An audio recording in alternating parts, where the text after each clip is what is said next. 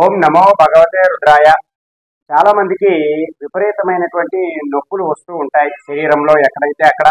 అయితే ఆ నొప్పులు కొన్ని సమయాలలో ఎన్ని మందులు వాడినా సరే తగ్గకపోవచ్చును. అటువంటి సమయాలలో మనం ఏదైనా తావీజు ధారణ చేయడం వల్ల మనకి ఉన్నటువంటి ఆ యొక్క నొప్పులన్నీ కూడా తగ్గేటటువంటి అవకాశాలు చాలా ఎక్కువగా ఉంటాయి. అయితే కొన్ని తావీదులు మనం తయారు చేసుకోలేము, కానీ మరికొన్ని తావీదులు మనం ఇంట్లోనే తయారు చేసుకుని ధరించడం ద్వారా మనకి ఉన్నటువంటి ఆ నొప్పులన్నీ కూడా తగ్గేటటువంటి అవకాశాలు చాలా ఎక్కువగా ఉంటాయి. మీకు ఇక్కడ నేను తావీజు ఎలా తయారు చేసుకోవాలి అనేటటువంటి వివరణ అంతా కూడా చెప్తూ ఉన్నాను. ముందుగా మీరు ఒక భోజపత్రాన్ని తీసుకోవాలి. ఆ భోజపత్ర మీద దానిమ్మ పుల్లతో చక్కగా అష్టగంధాన్ని కొంచెం నీటితో కలుపుకొని, ఇక్కడ మీకు నేను ఒక యంత్రాన్ని చూపిస్తున్నాను. ఆ యంత్రాన్ని మీరు దానిమ్మ పుల్ల సహాయంతో అష్టగంధాన్ని నీటిలాగా కలుపుకొని ఇక్కడ ఉన్న విధముగా భోజపత్రం మీద అంతా కూడా లిఖించాలి.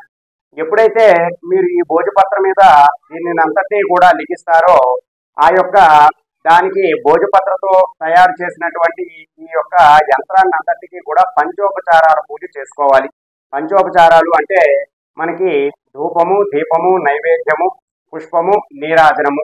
ఎప్పుడైతే ఈ పంచ ఉపచారాల పూజ కూడా తావీజుకి చేయడం ద్వారా కొంత తావీజుకి బలం చేకూరుతూ ఉంటుంది. అయితే ఆ తావీజుని ఒక వెండి తాయెత్తులో పెట్టుకుని చక్కగా ఆ భోజపత్రాన్ని మడత పెట్టుకుని వెండి తావీజులో ఉంచుకుని, ఎవరైతే వ్యక్తి పెయిన్స్ తో ఇబ్బంది పడుతున్నారో, అంటే నొప్పులతో ఇబ్బంది పడుతున్నారో ఆయనకి ఇవ్వడం ద్వారా ఈ యొక్క నొప్పులన్నీ కూడా తగ్గేటటువంటి అవకాశాలు చాలా ఎక్కువగా ఉన్నాయి.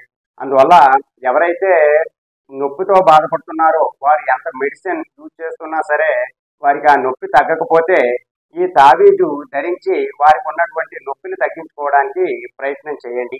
అందరూ కూడా ఆరోగ్యంగా ఉండడానికి ప్రయత్నం చేయండి. సర్వే జన సుఖినో భవంతు. శుభం.